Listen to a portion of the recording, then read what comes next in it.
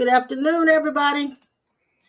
Hello, hello, hello, hello, hello, hello. Good evening, everybody. If I don't see you no more the rest of the night, good It night. looks like everybody's gone except for my sister and my brother-in-law, Pastor Norman.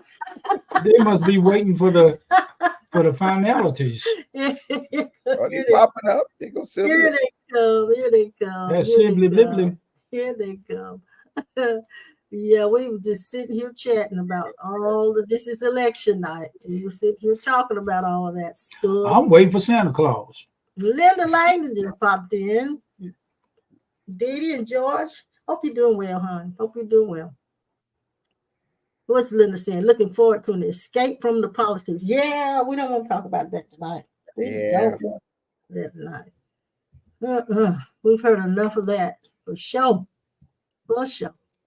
Anyway, what's happening in Washington State, Linda? Let us know. Pastor Norman's with us. Baby girl's down here on the side, flapping her tail because she wants another treat, piece of chicken.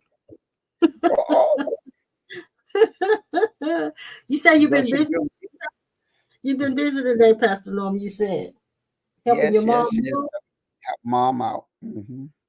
Well, Dad went to Greensboro today and had lunch with a preacher friend.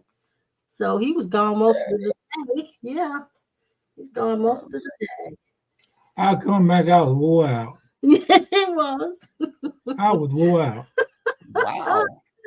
Hello, Sandra. Glad you're here, sweetie. Glad you're here. Linda said it's raining in Washington State, but we thought we were going to get a little rain here, and it is a beautiful fall weather. Our trees are so pretty here in the Carolinas. It's hot here. Yeah, it is kind of warm. Yeah, it's kind of warm, but it's been nice weather.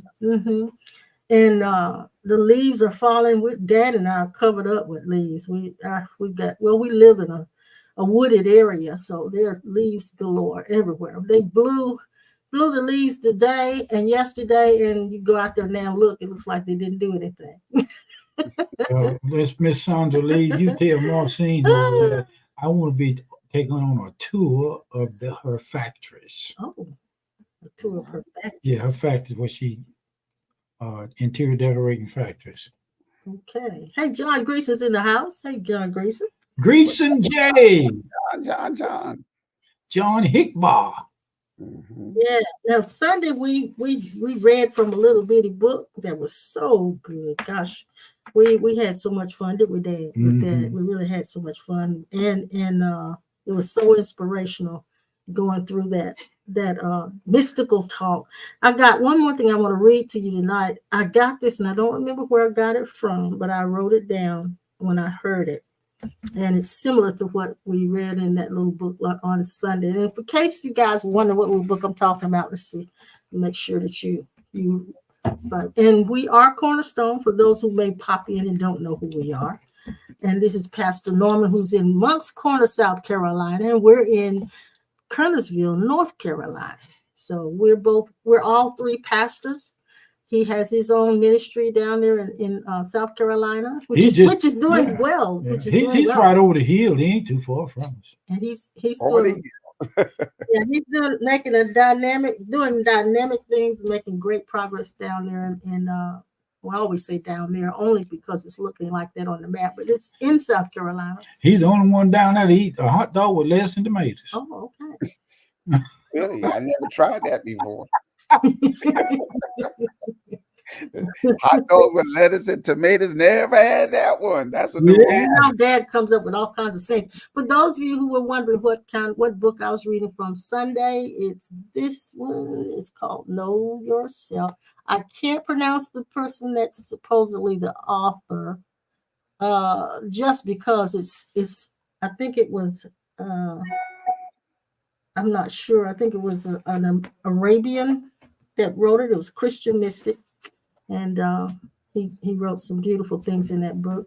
Martha Feaster, girl, I see you in here. I'm so glad you're here too. Since the last time we saw you over there, girl. What in the world? I like it. She's calling around. It must gonna rain. Yes, she said, hey, stoners. It must gonna be raining. It's gonna rain tonight, Marsha. You still a stoner, Marsha? Are you still a stoner? Oh, hot dog.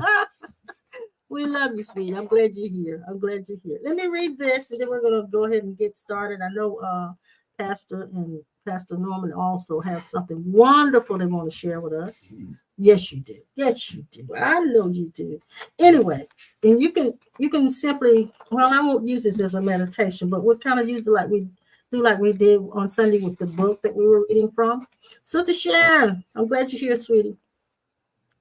And it reads like this. And I hope you're calm down. We're trying to calm down here because we've been running our mouths. And it reads like this. It says, as awareness, I fly and soar like the eagle. For I am the eagle, just as I am the one that crawls on the earth. I am beyond reach, yet touched by all. I am obscure, yet in plain sight. No one has ever seen me, but everyone is always looking at me. I am addressed by many names and titles.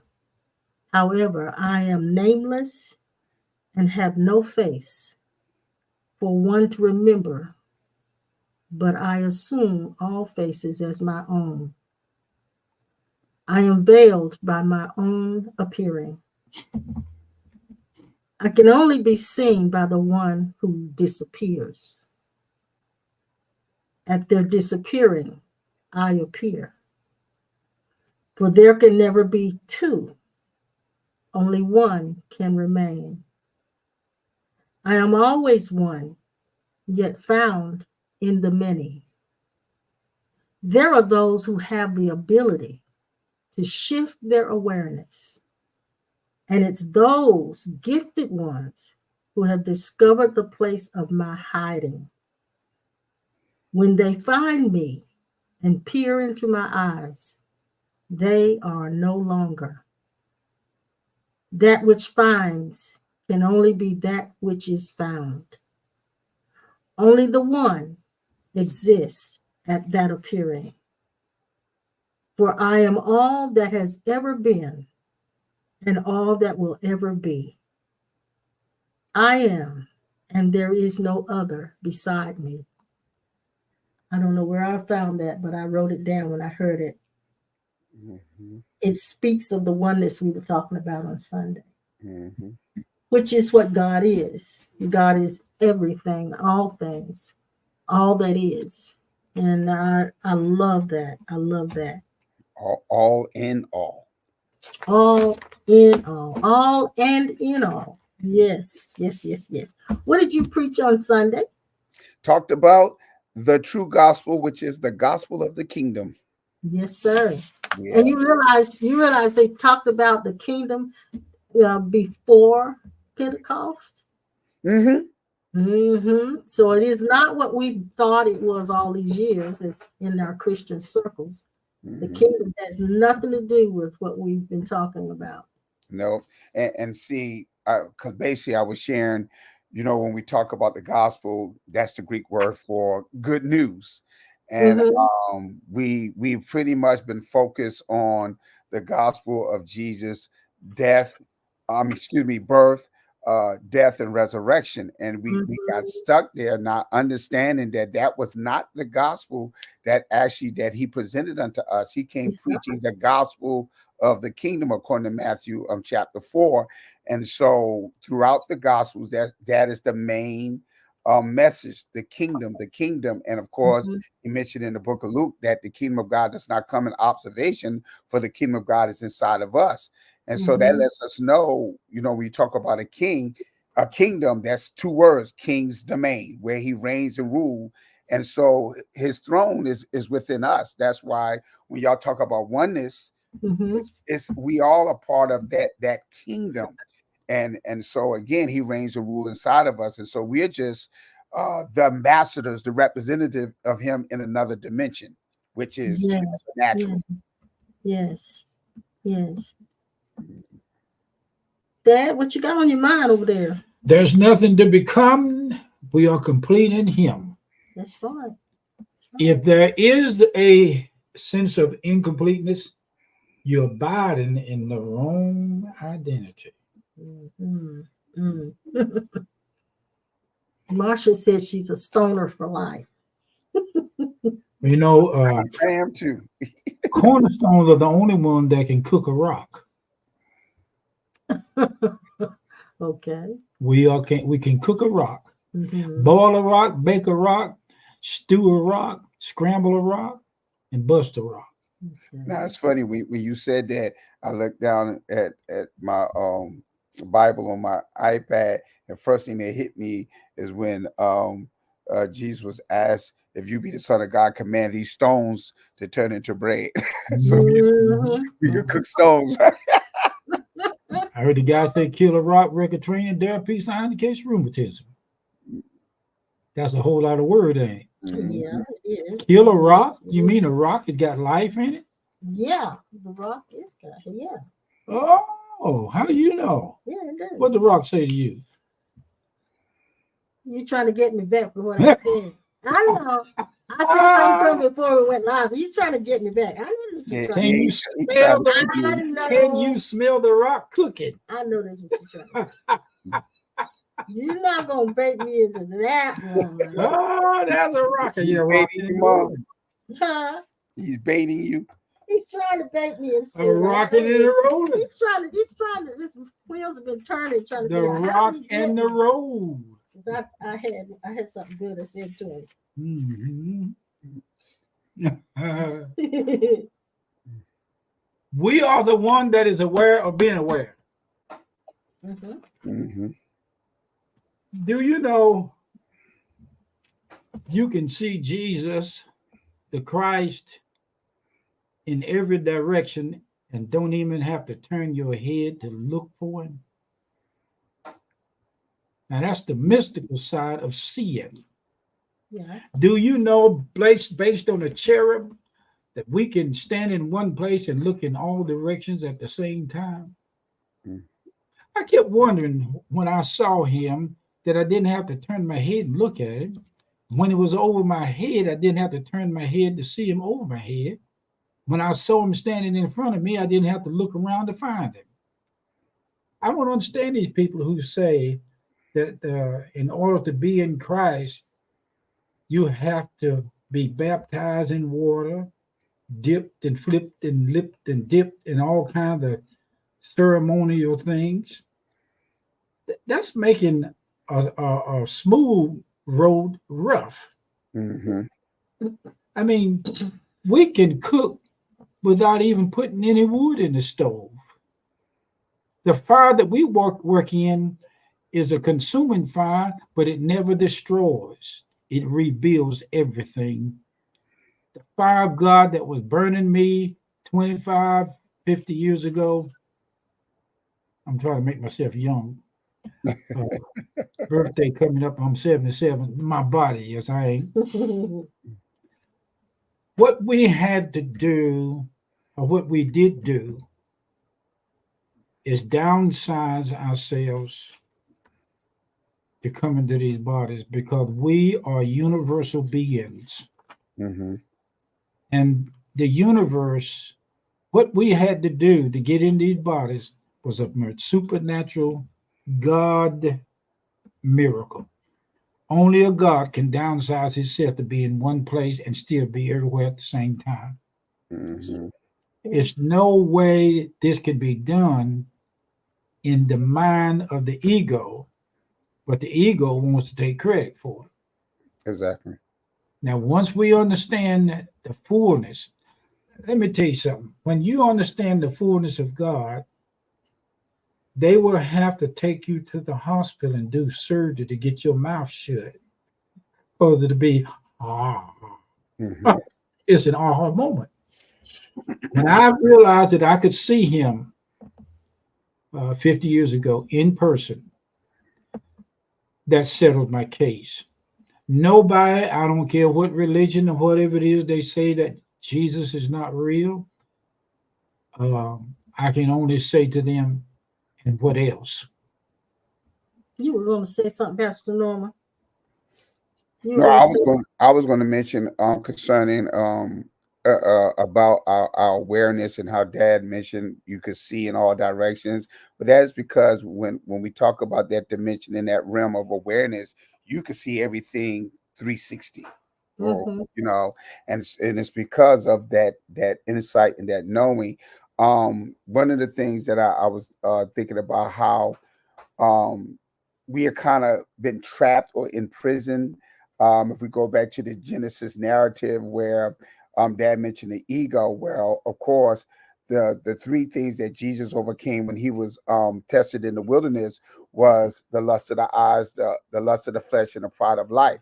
And so when we think about the pride of life, that's making reference to the ego. And so when we are drawn to those things, who we really are has been imprisoned, which means Mm-hmm. now we are confined, and we are no longer able to flow freely in our true selves and our true identity, because we have allowed ourselves to define ourselves by all of our attachments, all of the different Yeah. conditions like John had put down. And so in order to be free, and when the Bible says where the Spirit of the Lord is, there is liberty. In order to be free, we have to somehow uh, dis detach ourselves from all of these conditions and all these different things, trying to find identity when all we are is who we are. I am. Yeah, yeah. You made me think of something earlier. Well, I won't say earlier because off and on, I'll say, I don't even know how I want to say it. At oftentimes, I'm going to use the Bible term. Oftentimes, I find myself in my feelings. And exactly what I said, I find myself in my feelings. And when I find myself in my feelings, whatever my feelings are at that moment, that's what I believe I am. And I realized while I was walking the dog this afternoon, I had an eye-opening revelation that came to me that when I find myself in my feelings, I have to make a shift. And that shift is, I'm going to base it on what I heard one man say. His name is Neville Goddard. I heard him say, there are many, many versions of us. Mm-hmm. And he said, you must choose which version you're going to be. So I realized when I find myself in my feelings, I must make the shift to be a certain version. And that version is the version that is the truest part of me, which is that God essence, which is one. And I did that. I made the shift while I was in my feelings. I made that shift. And all of a sudden, the situation that was facing me that I would normally pray about, uh, roll over and over in my head and consider how to fix it. All of a sudden, the awareness of being on top of the situation instead of under the situation began to show itself. Mm-hmm. And I began to speak after making the shift. I began to speak from that I truly am. And it was a total different way of, and all of a sudden, my posture changed. I stood up straighter, my shoulders went back, my head went up, and I felt good. But I had to make the shift out of my feelings into the version that I am truly, that version that is the I am. And I can't say how I made that shift, except that I realized that one that I found myself as in my feelings was not who I truly am. Mm-hmm. And that awareness came to me in the midst of my feelings. I don't know if that makes sense to anybody, but Well, that's it made a whole lot of sense to me. Because I'm reminded of the movie The Matrix, where there was several versions of Neo. uh-huh. And as you were sharing that about being in the feelings, I had this picture immediately of the happy me, the sad me, the angry me, uh, the bashful me, the quiet me, the talking. I saw all these different versions of that's right. myself. And so when you talked about shifting to your true self, realize that all these versions are not the true self, because you see you find yourself in your emotions. So we actually make decisions at certain times, and sometimes it's based off of conditions that's happening exterior, outside of us, that somehow trigger our decision and deciding which me we're going to be at that time versus our authentic self. Yes. And so we say that I saw these different versions of myself. Yeah. So the version that if I describe that version, the one I found myself in my feelings, that version, if I describe that one, she feels like she needs guidance. She needs help for God to intervene, to provide an answer or solution. And the moment the shift was made, I realized I'm not the one to receive guidance, because I'm not that one that was found in her feelings. I'm not the one to receive the guidance. I'm the one that gives the guidance. I'm not the one who speaks to Antoinette. I mean, I'm not Antoinette who needs to be spoken to by God. Remember the song, "Speak to my heart, speak to me, Lord. I need to hear from you," all of this. I'm not that one. I'm the one who speaks to Antoinette. So I found myself, first I found myself in my feelings. Then I found myself as the highest self, who has no fear of the situation's outcome, who has no fear that what needs to be revealed would not be revealed. It is there to be revealed, but I am the one that will cause the revelation. And so I made the shift. Now, I know that may sound mystical to some, but there is an actual shift that has to be made when you find yourself in your feelings and locked into the predictions of your mind. And I moved from possibility into probability. It says in the scriptures that all things are possible with God. And I'll give you an example. We can say, like, if we look at the weather and the sun is shining, we can say it's possible that it will rain today. It's always possible that it will rain today, but it may not be probable. Meaning this, I can say it's possible that it'll rain today, but I don't have any indication of that. I'd have to really force myself to believe that that's going to happen.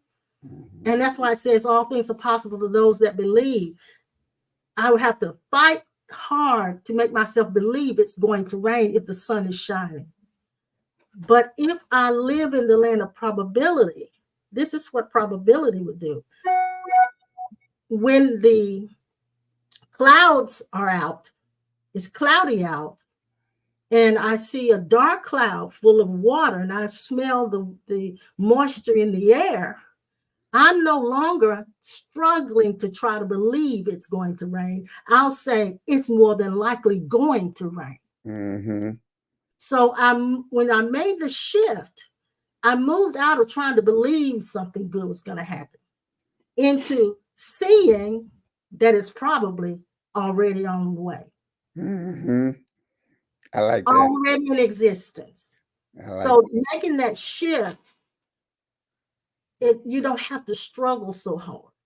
And it's all about really knowing who you are, knowing exactly who you are, knowing that it's not the little me that needs to be spoken to. God needs to speak to and give me direction. It's the higher me that's going to speak to the little me and give it direction. And that's why David said, "Soul, why are you so cast down?" Exactly. His higher self spoke to his little me. He made that shift somewhere in there. He made a shift. So now I got a question. I'm gonna throw this out because I really want to work on that part. In the words of Jesus, and you just mentioned it, all things are possible unto him that believe.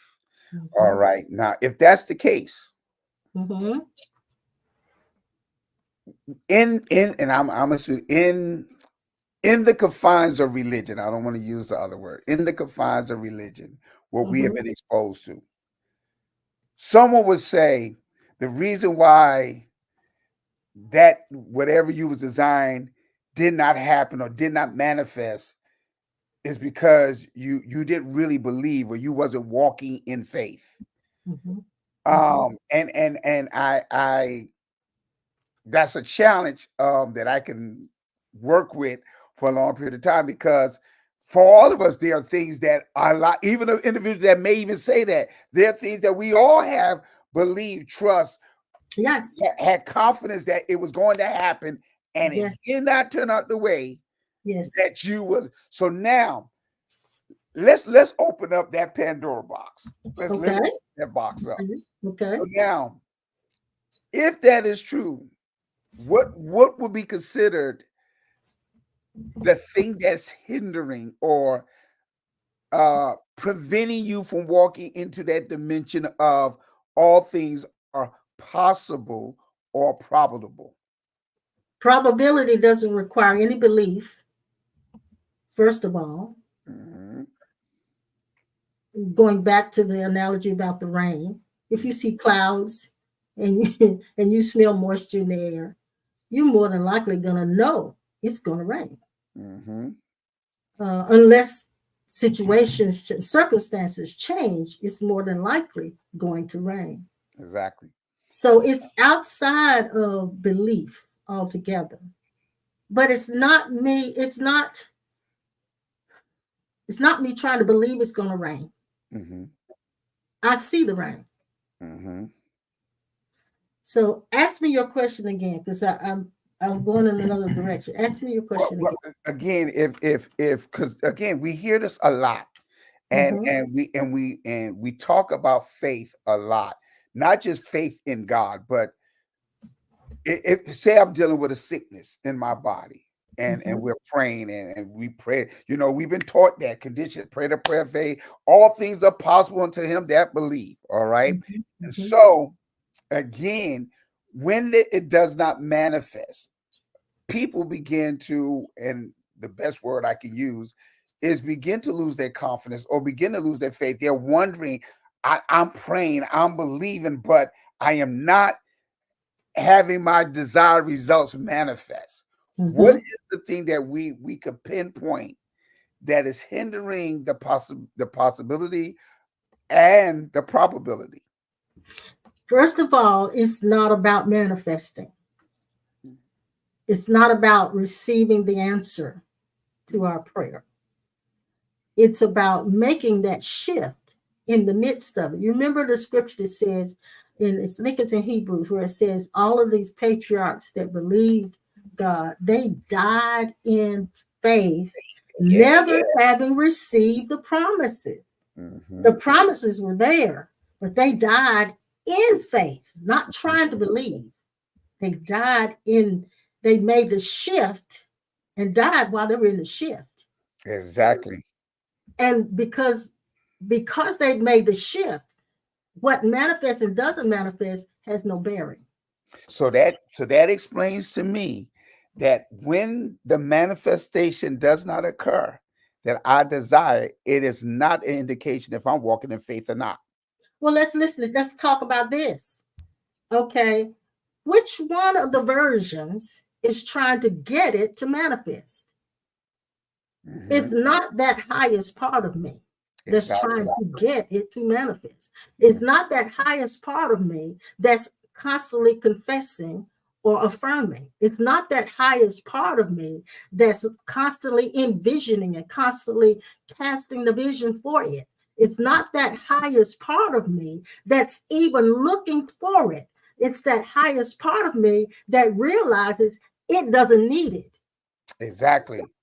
And the reason why I wanted to present that, especially for those that are watching us, because again, that has been one of the greatest errors in religious circles. And like I said, I just don't want to mention the particular name of one, but when it comes to that topic of faith and the topic of miracles, people Mhm. getting healed and Mhm. receiving things, we always cause the person to feel a certain way when they don't get their desired results, as if they did not believe or trust God. I mean, I even had that situation when I was going through a difficult time, and this particular pastor, and he has transitioned, has said to me, and he told me, man, if you ever need anything, just call me.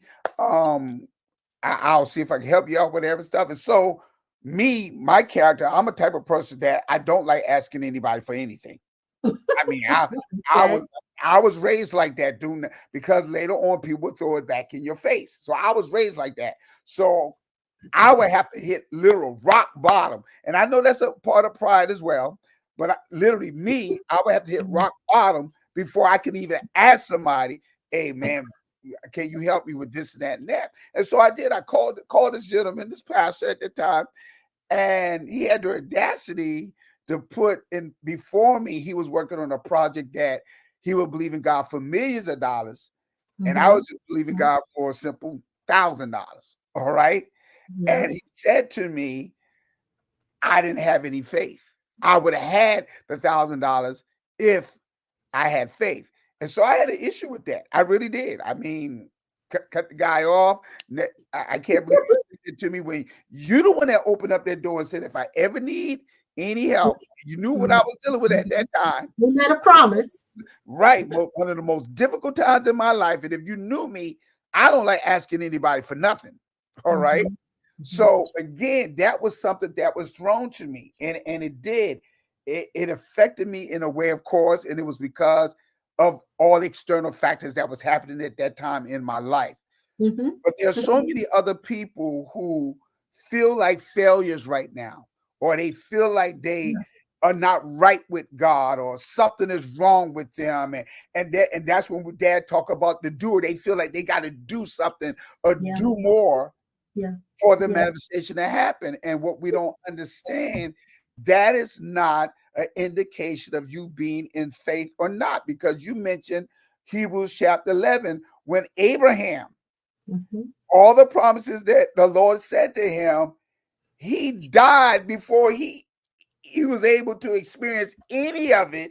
And like you said, he died in faith. Because he wasn't trying to believe. Exactly. He died knowing that it already is. And so let me back up a little bit, because I know this may not be giving specific answers to somebody. And then you cut me off anytime you got something you want to Can I share. say that when you just said that? Because the truth of the matter, there is no answer.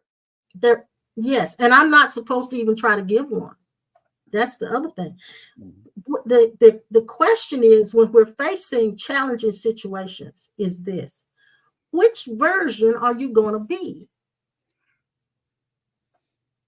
Which version are you going to be?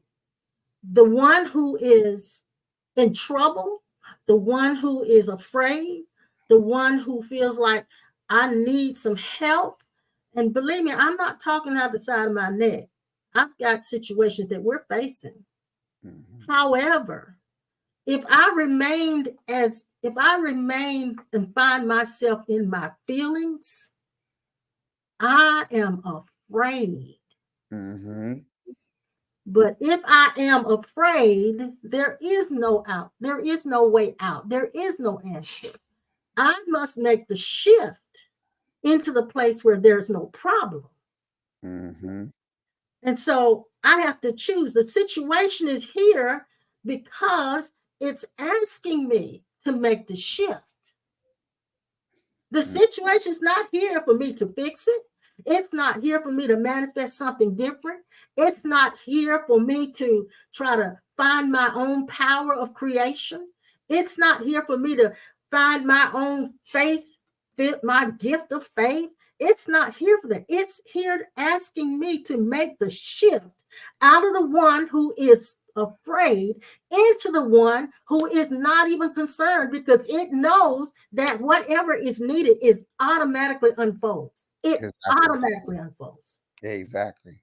Otherwise, I must look at this challenge, face it squarely, and I cannot run from it. I cannot try to escape it. I must face it squarely, realizing who I am and what I am in the midst of the situation. Exactly. This is about evolution. It's not about getting what you want. Exactly. I hope that makes sense to oh no, people. Ma, it makes all the sense in the world, because I want people to be encouraged. Because even earlier this morning in my time of meditation, I was meditating on the idea of predestination Okay.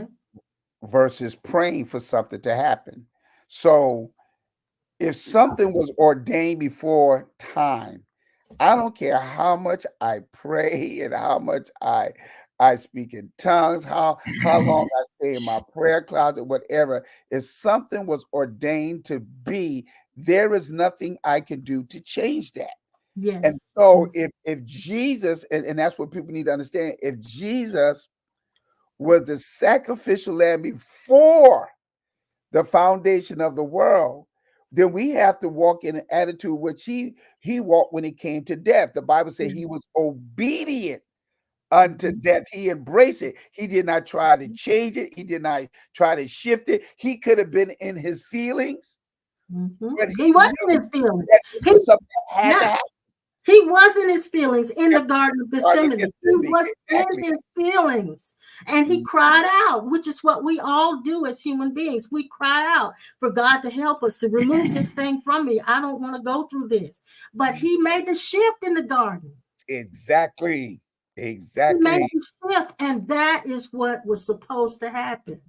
Mhm. It wasn't remove this situation. It was make the shift while you're in this situation, while you're facing it. Mhm. Yes, See, Marsha. Marsha and, said, and, yes, it makes sense. Let's make the shift. so that means the biggest test, and oh, it just made me think about Matthew 4 with Jesus being tempted, led in the wilderness to be tempted. The biggest test is learning how to remain your authentic self no matter what is going on. And in your to find yourself life. apart from your feelings. Exactly. And Yes. I'm not going to say that's easy, because Jesus didn't find it easy. He was in Gethsemane, and it said he prayed till sweat and drops of blood came up to make that shift. But when he made that shift and he came out and they were coming after him with all of the knives and the forks and whatever they came after him with, he had made the shift to such a degree that all he had to say was, I am. When he said, I am, I am was not afraid of going to the cross. Exactly. Exactly. And I loved you brought that up about the it was as if he was sweating blood. That He made the shows shift. you the intensity of that emotion that was on him at that time. As our guru, as God, he felt all the torment of that thing. And so you can't tell me that there was no emotion of worry, there was no emotion Yeah, of yeah, fear or anything. yeah, And we're talking about God. So he is showing us, even that, like you talking about the shift, that we gonna have those human moments. Because yeah, again, we yeah. have that And nature, that's but what we can overcome it by, and this, I guess the title of this one today is the shift. All right, make the shift. and because Jesus, he wrestled with himself. He wrestled with his feelings in the garden. He wrestled with his dreams being deferred. He wrestled with the possibility of pain and suffering. He wrestled with that. He wrestled facing the challenge that was in front of him, and he made that shift. And he didn't make it quickly. It was a long time. It said he went a stone's cast further. It was so long that the other disciples went to sleep. And you preached that a long time ago. Y'all got a book on it. Asleep in church, Praying God, sleep in church. praying God. He tore that sermon up. I remember that sermon. So Jesus had to make that shift, but it wasn't easy to make the shift. He had to get out of his feelings, and it was not easy to get out of his feelings. But he had to come out of the Jesus mind that I'm a man and I'm afraid, and I don't want to go through this. He had to come out of that into I am. And when he made that shift and he came out, he was able to face the challenge. What should the challenge change? It may not. It didn't matter because he made the shift into who he truly is. And that's what it's all about. And a lot of us just don't get it. We think, well, I just need to have this fixed. Mm-hmm. And I admit it is not simple. It's not a simple thing to do. Jesus prayed hard. Mm-hmm. He prayed hard and long. Exactly. He prayed so long they went to sleep. And it was wrestling with himself. It's like we've got to face that part of us that we don't want to face. Mm-hmm. What do you got to say, babe? Bless you. A praying God, a sleeping church, and an active devil. There you go. That was it. Oh, I like that. Say it again, Dad. A praying God, sleeping church, and an active devil. That's exactly right. Or an active ego. Yes. Yes. Yes. Listen. Yes. That's good. That's good. I would like to teach and show everybody how to talk to God inside of people. Okay. Mm-hmm. But I can't teach you how to do that because it was something that was revealed to me in such a finite way. And he said, if you've done it unto the least of them, you've done unto me. So I find out who me is and who is that is them. Here's what happened. The day in the restaurant, there was a lady sitting there, and she looked like in the reflection of glasses, she was looking over at me. And the day I had my Christmas hat on, all that stuff, that's my hook. And while she was sitting there, I passed her when I went to the restroom. When I came back by, I said, I think I'll talk to Jesus in her. Mm-hmm. And I did. And I said to her, I said, can I tell you something?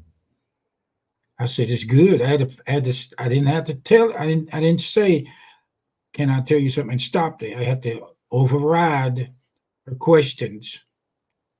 Who is this man? What does he want to tell me? I jumped her. And when I did, I was jumping her because I knew who it was that was sitting in that chair with her daughter. Now, this is something that I cannot tell you to do because I did it. You made a shift before doing it. I never lost it. You never lost it. Right? Mm-hmm. So I said, ma'am, I want to tell you something, and it's real good. She looked at me like, I said, you're a very opinionated person, but I said, I want to tell you something. Mm-hmm.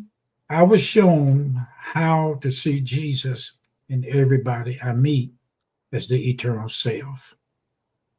Now, I'm not talking about something I read, but if I did, it is so real to me, mm-hmm. and it's so real to myself, to the Christ that I am in every man. Some people would say I beg to differ with you because only way Christ can be in anybody is to receive him as Lord and Savior and ask the Holy Spirit to come in. Yeah, mm-hmm. But I jumped that. I said to the lady, I said, first of all, you're going through some very difficult situations right now. And I said, I wanted to tell you this while you were sitting there, but you were having a time over in the corner. When I passed by her, she was put her feet up on the seat and had her face back to the corner. And I said, ma'am, I was shown how to see Jesus in your eyes, looking out of your face and eyes at himself inside of me, talking to himself. She said, what you mean? I said, you have been going through some very difficult things, like you raised this girl in front of you, like you had to become the mother and the father of this child. And I said, I see him looking at me, and I'm talking directly to him in you. And when you tell people that, I'm not telling them this because it's become a habit. I only tell this to people that when I do see him. Mm-hmm. I never stop seeing him 24/7. I never. Mm-hmm. And what I heard Brother Oliver say, How do you see him all the time? Well, I have suspended all of that can't see him. And I found out how he showed me how to see him. So I said to her, "You'll be fine." And I said, "This thing that you've been having," I said, "Do you know anybody in your family that had a C-section giving birth to a child?" The mama sat there, she looked around. She looked around. She trying to find out. No, no. And the daughter sitting there, she said, "I have." She didn't realize her own daughter had a C-section. And after, she said one of the children that she gave birth to had to be born through a cesarean. And I said, "Mama, you're going to be okay." And she pepped up. I said, "I had to tell you this because I do see him." Now, here we go again. The waitress come around and she took our order. And I said to her in the conversation, I said, "Your daddy is now your angel on the other side." She broke. And when she broke, when I said that, I said, "You spoil." And I said, "Your daddy has been helping you from the other side." And she broke. And one of the waitress come by and looked at her and saw she was crying, standing there. And she said, "You all right?" She said, "This man just told me about my daddy." And she said, "I was waiting for him to tell me that." Wow. Wow. And I saw a little baby today in the grocery buggy. When I approached her with my Christmas hat on, all that, she didn't want to talk to me. But I waited and I looked at her and I followed her when her parent rolled her past me. Prettiest thing. I've had this happen so many times. They shy, they don't want to talk to me. But when she got down the aisle, she peeped around and stuck her head out and waved at me. She saw him. She may have called him Santa Claus. I'm standing in front of Walmart with the same outfit on. I'm waiting for her to pick me up. Everybody thought I worked at Walmart and greeting people as they come in the door. They thought you were a part of Wally World. Yeah. A greeter. We did.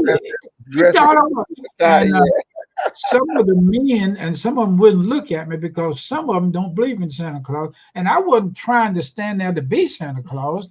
I was him. You just like red and you got a beard and you got little bitty glasses and you like furry hats and all of that kind of stuff. You just really do. I have had, you really do. I have had some of the most amazing things. So on the way out the door, oh my gosh, there was a man, his wife, and they were Hispanic, and another child on the floor next to a little bitty one, and she carried one in her stomach. I almost asked her if it wasn't because of the busy occasion to let me talk to her baby in her stomach.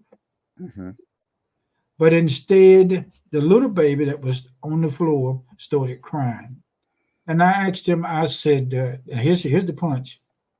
I said, "What do you know about Guadalupe?"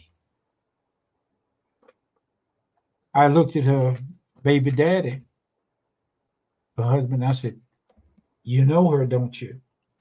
She said, "Yes." I said, "I've seen her, and she's the Holy Mother of Jesus." I had one of the most. I wish I could take you with me sometime when I'm there. And I'm not doing this to show people that God talked to me, God showed me things. I ain't interested in that. And this is what I said to a lady in the store. I said, if our government in DC was really interested in the people being Christ, those people in Virginia who lost their homes, they would lay aside this presidential election just enough for both of them in love. I was waiting for you to get there. Can we? I just, Yeah. Because I want to share something with what a lot of people don't understand. We grew up saying this. We should see Christ in everybody. When I look at you, I should see Jesus. That's what we used to say, right? That shows me that that's an individual that's speaking from a religious mindset versus reality. Yes. All right, or relationally. It is a true statement that when we look at one another, we should see I am in all of us. All right, and that's what Dad does. It's happening because he's walking in love. God is love. So every experience, every encounter that he's having, the things that he's sharing with people, it is not from a religious mindset. It is from a transcendent mind where he is walking in the love of God. He's being love to these people, and that's why he's able to say things and to be aware of certain things with their family or something that has occurred and so forth, because he's walking in the essence of love, which is God. God is love. Yes. So he's made the shift. Now, in those cases, in those situations, that the circumstances he finds himself in with other people, the he that we think is Dad is really the one walking up to himself and doing and saying those things. Out of the little book we read Sunday, he says, no one sees him except himself. We're talking about the one, God, right? The one. No one sees him except himself. No one reaches him except himself. And no one knows him except himself. He knows himself through himself, and he sees himself by means of himself. No one but he sees him. His veil is his oneness, since nothing veils him other than him. His own being veils him.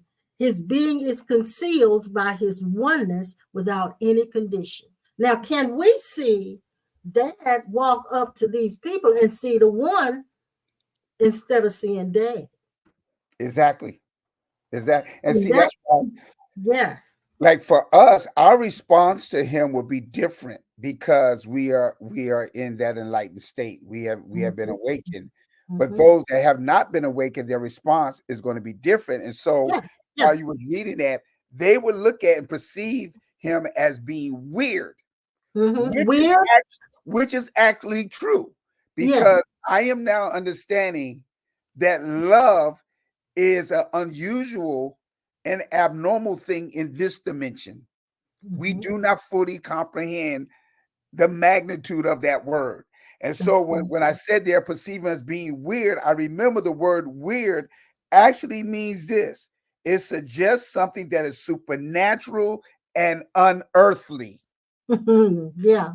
And so when Dad is approaching these people in the essence of love, it is something that is supernatural. It's not a normal thing for us to show. So now let's think about the words that Jesus said. He said it's by the love we show one another. And so we're thinking about the concept of the condition of love versus the true essence, the ultimate statement. So in essence, Jesus is saying, he is not saying by the love we show one another, it's by the God we are being or representing, that the world should know that we are his disciples. Yes. Because God is love. Yes. Now, this is the thing I want to make sure everyone knows.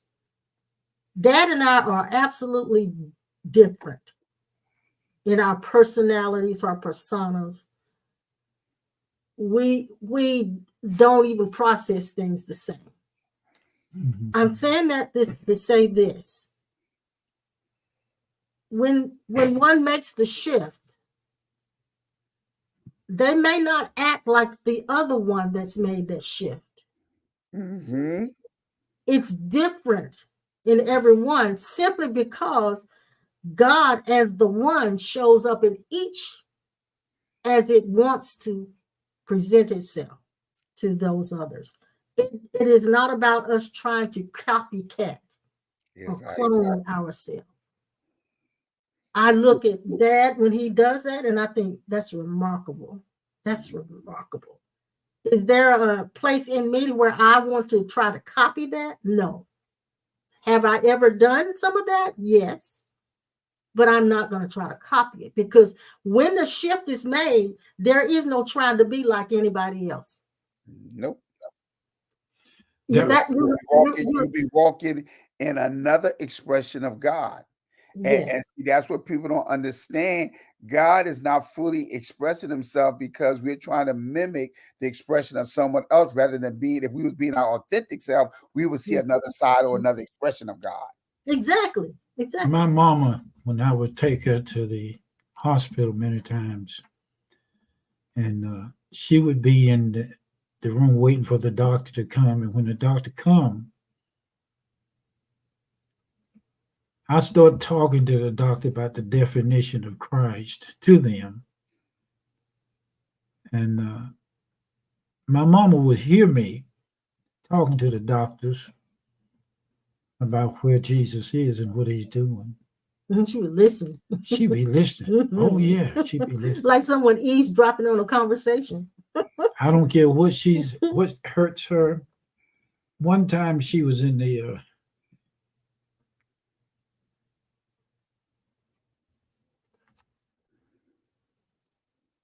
emergency room, and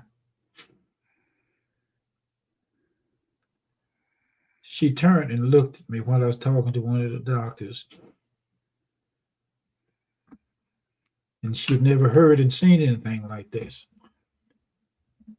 The anesthesiologist asked me, said, "Do you talk to everybody like this?" I said, "Yeah." And the reason why? Because I really do see him. I'm not trying to use that as a way to witness God or to witness and preach. And no. Well, let me say this, sweetheart, because when I say Dad and I are totally different, his feelings are so fluid that his feelings are usable. I don't know if that makes sense. His feelings are usable. And so you remember when Lazarus died and it said Jesus wept? Yep. Mm-hmm. His feelings were usable. They're usable when you've made the shift. Mm-hmm. When the shift isn't made, the feelings will imprison you. Mm-hmm. That's good. There are times when his feelings, when he finds himself in his feelings and he's not in that shift, he has to have somebody help him come out of it sometimes. Mm-hmm. But when he's made the shift in his consciousness and awareness, his feelings become usable. And it's the same with all of us. Our feelings are usable when the shift has been made and they help people. Wow. Our feelings, our ability to be vulnerable with our feelings, letting them show, begins to be usable. And I hope that makes sense. I hope it makes sense. That kind of explains that's what I said. How the different dimensions of us being a spirit along with the feelings, how somehow they merge.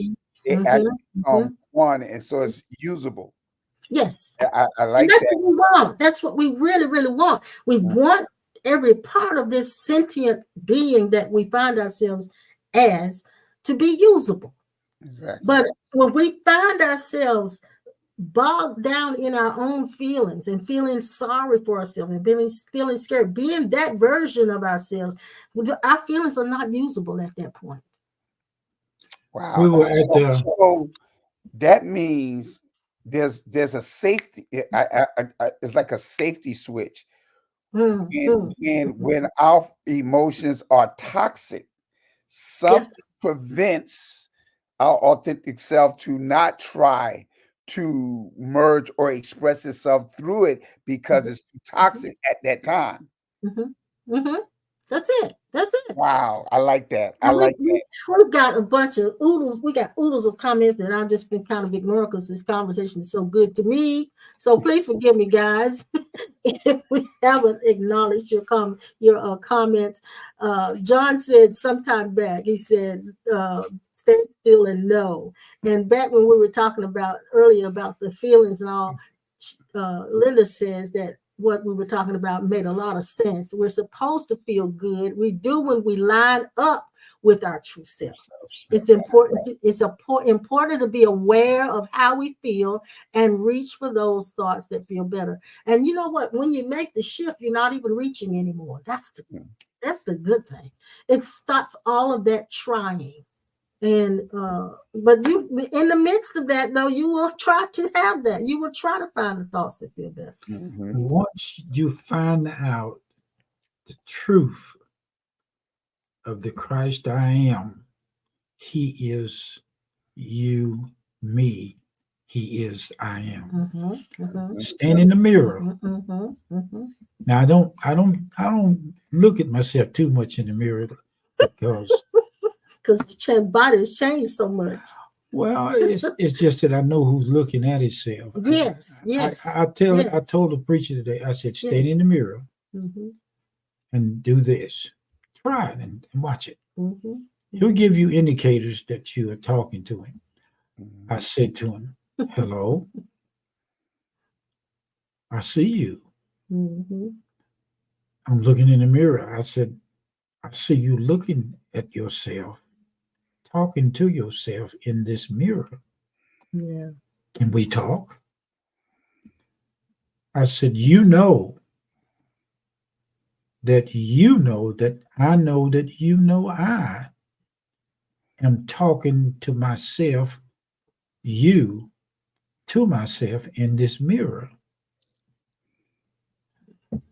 And he loves to hear this. You can't hide from me anymore. I know exactly where you are.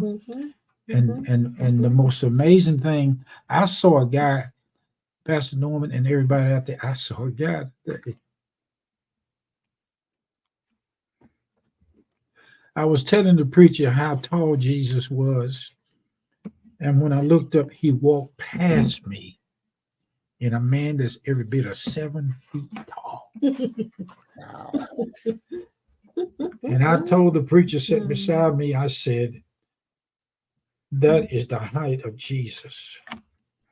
The young man had on a cap similar to mine, but he was every bit of 7 feet tall. And I told the preacher, I said, that was the height that Jesus was when he asked me, when he allowed me to put his robe on, and I asked him, how can I wear it?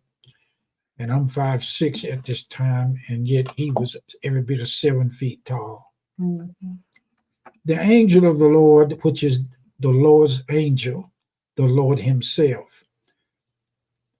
The burning bush of Moses was the Lord speaking to him. And some places said the angel of the Lord spoke. If that is the angel of the Lord speaking to Moses, it is the Lord himself speaking in the form of an angel. So I tell him, I said, try this. Finally tell God what he wants to hear from inside of you, looking at himself. I told him, you can't hide from me. I said, I know where you are. He said, I'll let you discover me. You didn't find me. I'll let you discover me.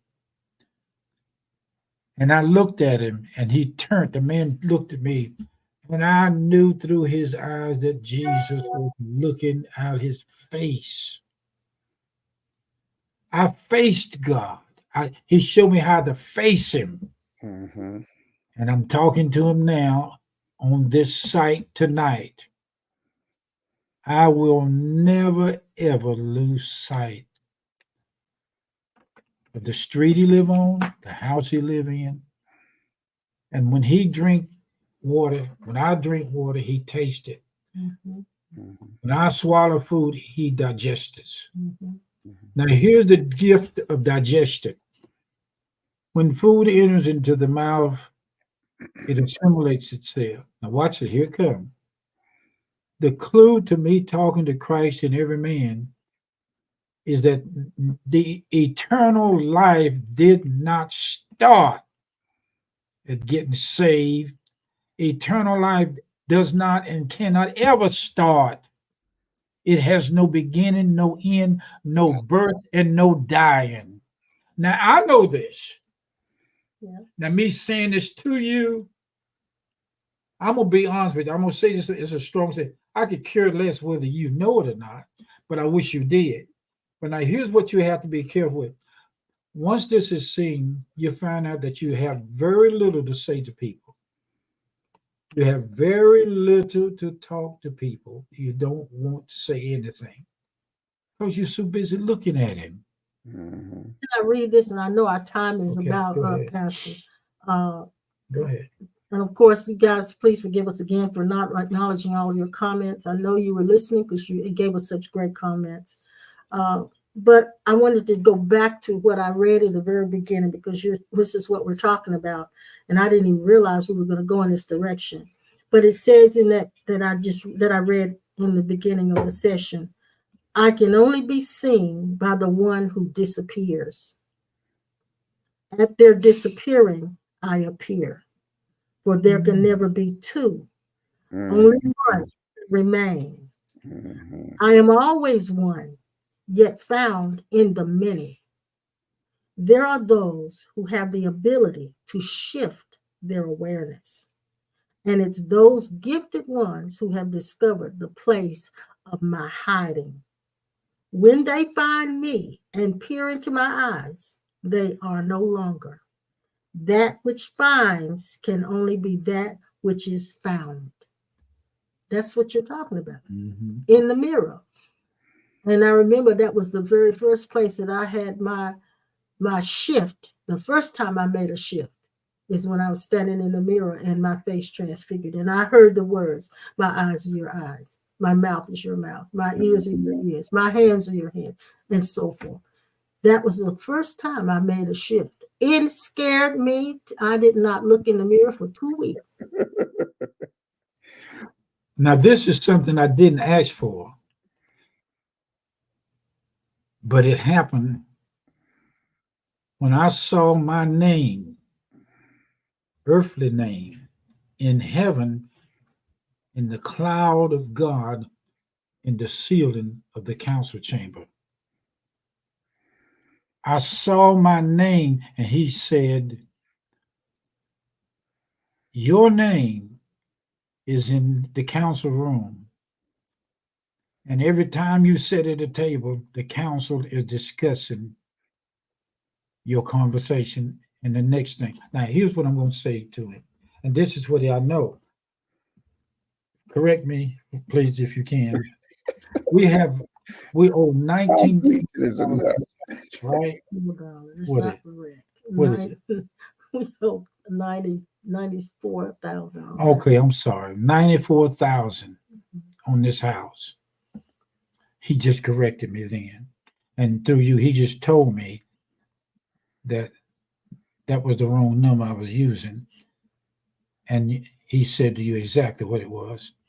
I forget the number so that he could correct himself inside me. I am in him, you are in me, and we are inside of each other, and he is inside of all of us. He is us. Now, try this. Please talk to your Christ self in the mirror. Now, one of the things that's going to come up in the mind, you're too ugly to be him. The mind's got plenty of comments, but we really do. The mind got all the comments. The mind doesn't like us most of the time. Now, John Grayson says it's time to pull out the Windex. That's what I was laughing at. Oh my God! And listen, John also said you definitely are unearthly. So Oh, look, Jesus, we my love, Lord. and Linda said love is God's street name. Yes, darling. Yes, yes, yes. Thank you so much for your comments, your beautiful comments. I've got to mention this, Pastor, before we get off the thing. I want to read this quickly to you guys because I've been mentioning to you every week, when we come online, that when you tithe or give your offerings to Cornerstone, the entity of Cornerstone, we are tithing from your tithe. So now I got this letter from Laverne, sent it to me today, the other day, from Crisis Control, and it said this: "You've done something amazing."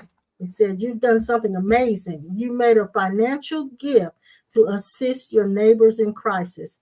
From the bottom of my heart, thank you for helping neighbors in Forsyth and Stokes counties and other areas receive emergency assistance. You are sharing hope with our neighbors in crisis. Because of you, neighbors experiencing a financial crisis are getting much needed short-term assistance with rent, mortgage payments, utility bills, food, medications to solve their crisis, all while being treated with the respect and compassion they deserve. Thank you. Together, we're making our community a better place for all people." And now this is what Laverne sent me from the time we mentioned this to you guys. The donation that we sent to Cautious Control has been $344, and we want to thank you for that. Okay, we want to thank you for remembering your tithes and your offerings to Cornerstone. Yes, we thank you, Pastor, and I thank you for our personal gifts in Cash App, but we love when you give to Cornerstone. It still blesses us, and you're also helping other people. So I just want to remind you of that and let you know just how much you are doing to help others. When you're not even thinking about it, you're still helping other people. So thank you, thank you, thank you. And as John Greason would say, hit the like button. Hit the like button. Don't forget also, Jill posted in the comment section how to give. It's also on your screen there to go ahead and avail yourself of that. But Jill also showed you how to bless Pastor Norman as well, because we would appreciate you, Pastor Norman, for taking the time out to be with us on Tuesday nights when you're available. And we have some great conversations. Oh, yeah. I love them. I love them.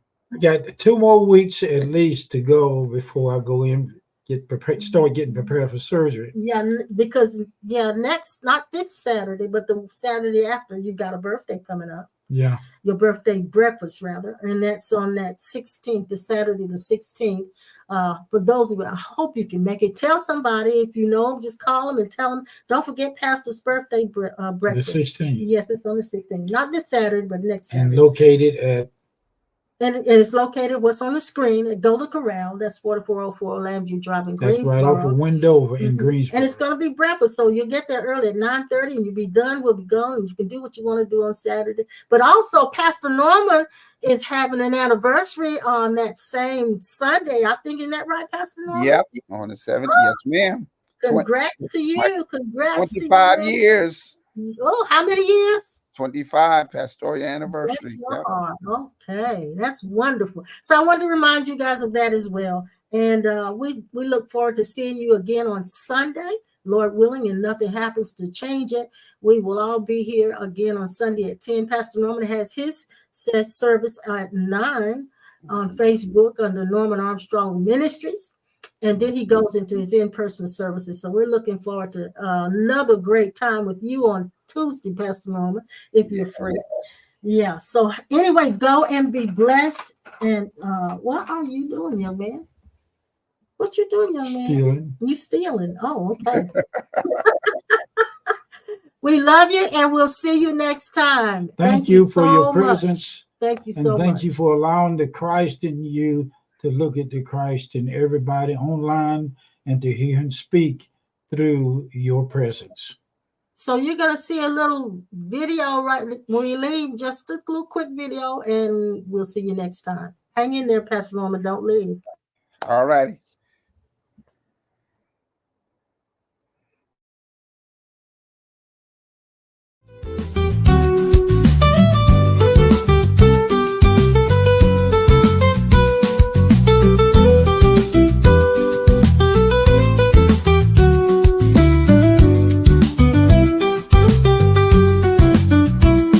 There is a place where no one is seen as a stranger.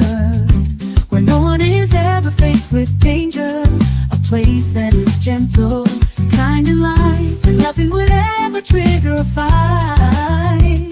A place that is boundless and wide, where we walk with angels side by side. A place that smiles and happy tears, where our hearts are open and there are no more fears. A place where love is seen on every face and arms are open wide to embrace. A place where everyone measures the same, where you are true though, and yet no one knows your name. A place where mysteries are explored, where truth is accepted and never ignored. A place where those of old age are wide-eyed and still learning, where time seems to rewind, and to youth we are returning. Almond. Yep. Yeah. Yeah. Good. That's Another good. good one.